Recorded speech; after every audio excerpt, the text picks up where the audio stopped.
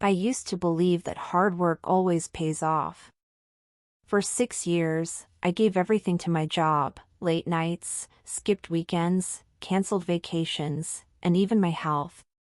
I was the go-to person for everything: client crises, last-minute presentations, fixing others' mistakes.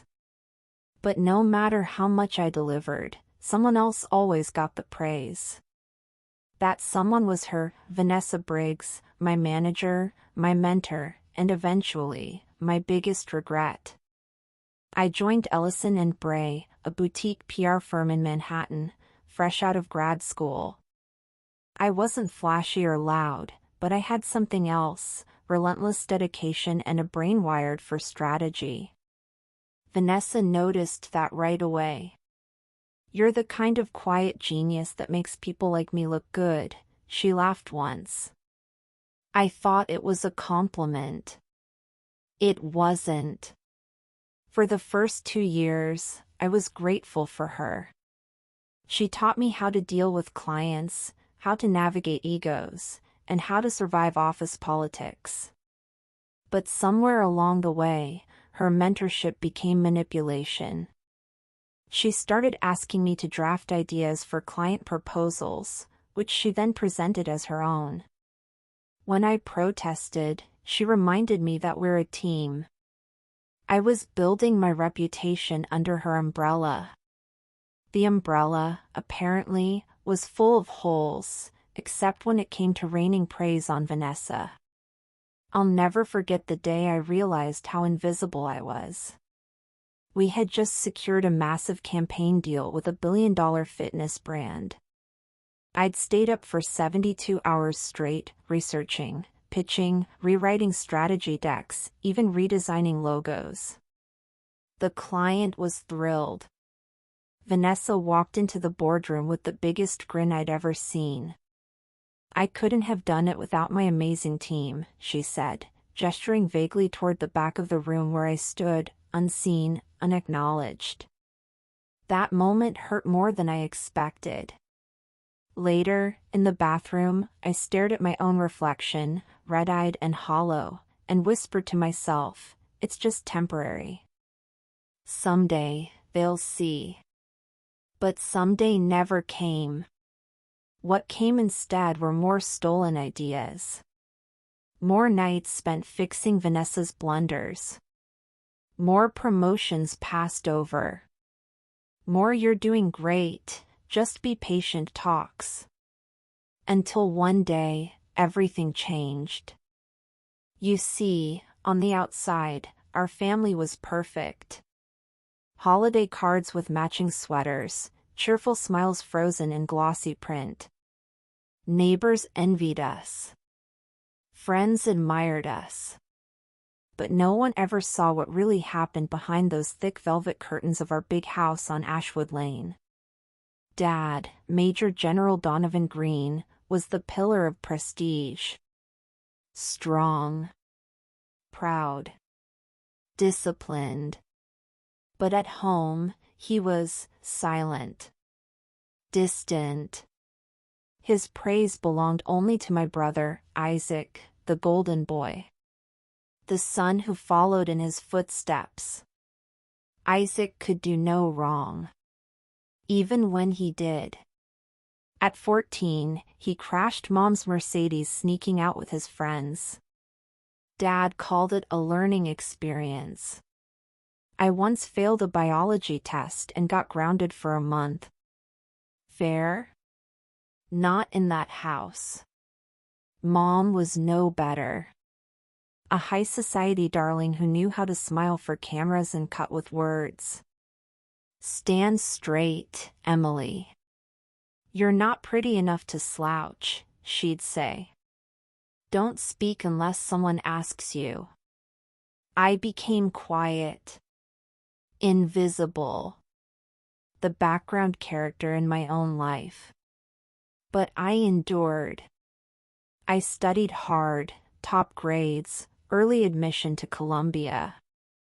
I thought, maybe now they'll see me. They didn't. Not even when I graduated summa cum laude. My family didn't attend the ceremony. Isaac had a rugby tournament. That mattered more. I swallowed the pain. Again. But something shifted when I got my first job. A global consulting firm. 6 figures. New York skyline from my apartment window. Still, their pride remained chained to Isaac, who by then had joined the army and started climbing fast. Medal ceremonies. Interviews. Dad posted them all over Facebook. Me? He forgot my birthday. I stopped trying. Until one night, something changed. A late email from an anonymous sender. You don't know half of what Isaac's hiding. Check the attached file. You deserve to know.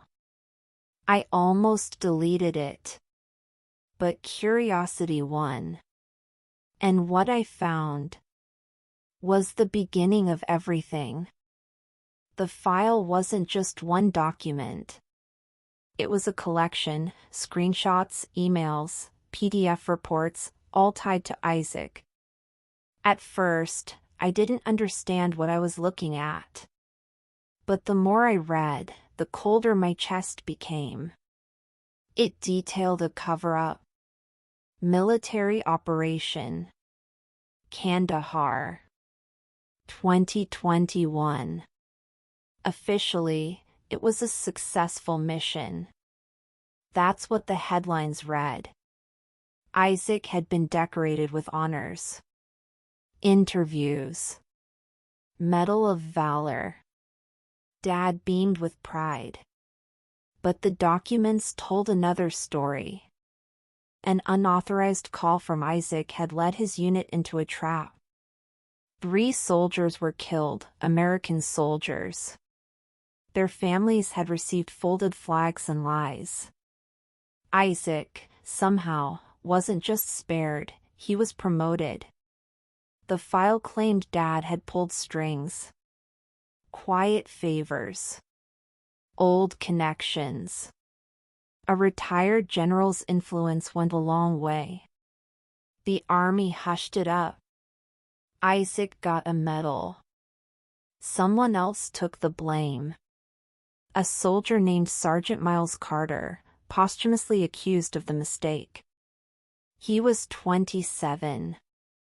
Engaged. No children.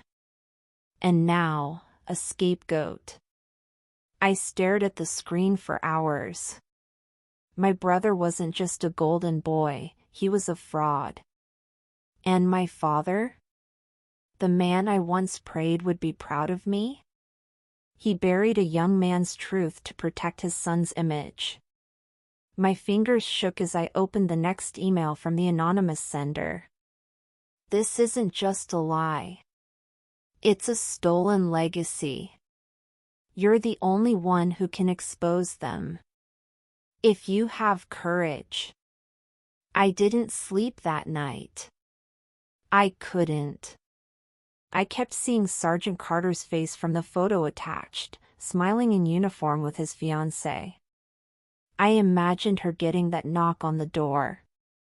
The folded flag. The false narrative. And my brother? Still living. Still shining. Still adored. I tried to rationalize. Maybe it was just military politics. Maybe the sender had a grudge. Maybe it wasn't real. But deep down, I knew. I needed more proof. I took a week off from work and flew to DC, where Dad's military contacts still held weight. I stayed quiet. Careful. Posed as a researcher. Dug through archived records at the Defense Public Information Office. Some files were restricted, but one clerk, perhaps charmed by my fake smile and harmless questions, pointed me to a news clipping. Disciplinary note, Lieutenant Isaac Green was briefly relieved of duty post-Kandahar operation pending internal review. Later reinstated with honors. That line wasn't in the family narrative. And the final nail? A handwritten journal I discovered in Isaac's old belongings back home. Slipped between textbooks from West Point. One entry caught my eye. Still hear them. Carter's voice yelling to abort. I didn't. Couldn't look weak. I said go. They followed me. They died. I got a goddamn medal. I nearly dropped the book. This was it. A confession. No more doubt. Now came the real question. What was I going to do with it? Revenge wasn't in my nature. I was raised to keep the peace, to stay quiet, to never question what was best for the family. But now I heard Sergeant Carter's voice in my dreams, pleading, shouting, begging someone to listen. I heard Isaac's journal words echo in my head. They followed me. They died. I got a goddamn medal. And still, my father hosted veterans fundraisers. My mother posted Isaac's photo every Memorial Day. Our family was hailed as patriotic royalty. I began to wonder. Was my entire childhood built on a lie? I kept playing the good daughter for a little while longer. Smiling. Laughing. Pretending. But inside, I was cataloging every event, every opportunity, every audience. Because I was going to destroy their illusion in the most public way possible. I contacted Miles Carter's fiancée, whose name was Sarah Bennett. She didn't recognize me, of course. But when I said, I have something you need to see about Miles, her voice cracked. We met at a coffee shop in Baltimore. She wore no makeup. Her hands shook when I showed her the files. She cried. Not loud sobs. Just quiet, broken tears. Then she said, I knew. I always knew. They blamed him. But he wasn't the one. Thank you for this. I thought she'd lash out. Ask why I hadn't come forward sooner. But instead, she whispered something that haunted me more than anything else. Tell the world, Emily. They listen to you people. Not to people like me. That night, I wrote the first draft of the speech. Not a press release. Not a blog. A speech. Because my parents' 35th wedding anniversary was coming up. And of course, it would be a charity gala. Red carpet. Cameras. Guests in tuxedos sipping wine. My father's proudest night. The whole city would be watching. I wasn't going to wait anymore. I was going to burn their lies to the ground. And I was going to do it on stage. The night before the event, I stayed in my old room. I could hear Isaac laughing with guests downstairs. My parents clinking champagne glasses. But I was in the attic, staring at Miles Carter's picture. I whispered. Tomorrow, they'll know your name. Then I carefully slid the USB drive into the hidden compartment of my clutch purse. It contained the scanned documents, journal pages, audio clips, everything. Tomorrow was the day I'd stop being the invisible daughter. I'd become the truth they couldn't bury. The grand ballroom of the Hyatt Regency shimmered with chandeliers and illusion. Guests clinked glasses. A jazz band played softly. My mother glided through the crowd in a floor-length silver gown, the very image of dignity and grace. My father was laughing near the bar, regaling a senator with tales of battlefield valor. My family's reputation gleamed like the wine glasses, clear, polished, untouchable. But not for long. I stood backstage, holding my notes, palms damp with sweat. My heart thudded like a war drum. Behind the curtains, my father's booming voice echoed as he took the stage to give his traditional speech. Ladies and gentlemen, thank you for honoring not just our marriage, but our family's legacy. My son Isaac, Major Isaac Keller, stands here today, a decorated hero. Polite applause followed. Then he smiled. And now, our daughter Emily would like to say a few words. I walked out, heels clicking against marble, face frozen in polite determination. The spotlight hit me. Hundreds of eyes turned my way. I took a breath. Good evening. I wasn't sure I'd speak tonight. But there's something you all deserve to know. About my family. About what we honor. About what we ignore. The room shifted. A ripple of unease. I reached into my clutch and pulled out the USB. Handed it to the AV technician. Please play the file labeled Legacy. A hush fell. Then, an audio clip played. Miles Carter's voice, young, shaken, from the recovered helmet cam. We're not supposed to be here. Command said wait for backup. Major Keller just gave the order, he said. Jesus, they're everywhere. This is a trap. Gunfire. Screams. Static. Gasps. Murmurs. Then came Isaac's voice. Calm. Detached. That's what happens when you follow orders. They were weak. The room went still. I turned back to the audience. That was my brother. Major Isaac Keller. A man who ordered an unsanctioned mission that got his own unit killed. Then covered it up. Lied. Got medals. The projector flickered on behind me, documents flashing across the screen. Military memos.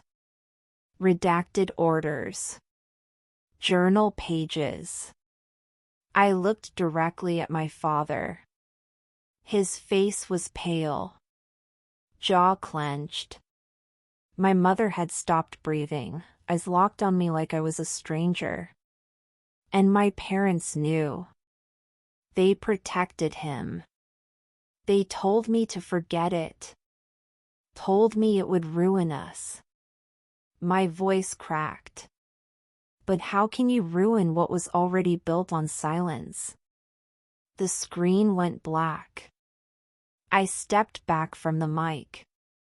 Silence. Then, someone clapped. Just one person at first. Then a few more. Then the room exploded into chaos. Reporters grabbed phones. Guests whispered and pointed. I saw Gregory Miller from Channel 7 News rush toward the stage. A senator stood up and stormed out. My parents? Frozen. My father muttered something under his breath and walked off the stage. My mother followed in his shadow, hand gripping his arm like she was drowning. Isaac wasn't there. He'd skipped the event last minute. But I knew he'd hear everything. Later, alone in the parking lot, I sat in my car, shaking. I hadn't cried. Not yet. Then my phone buzzed. A text from Sarah Bennett. He mattered. You made sure they know that. Thank you. Only then did I allow myself to cry. Not because I was broken. Because I was finally free. I once believed silence was strength. That surviving meant keeping things hidden, like bruises under sleeves, like grief behind polite smiles. But the truth? Silence festers. It grows like mold in the cracks of your soul. And pretending everything's fine only makes the rot go deeper. When I exposed my brother, I didn't just tear down a man. I dismantled an illusion. The illusion of the perfect family. Of heroic bloodlines. Of parents who protect you, no matter what. But sometimes, protecting a lie means sacrificing the truth. And sometimes, exposing that lie is the only way to save yourself. I wasn't trying to destroy anyone. I was trying to give the forgotten a voice. Miles Carter. The soldiers who followed Isaac's orders and never came back.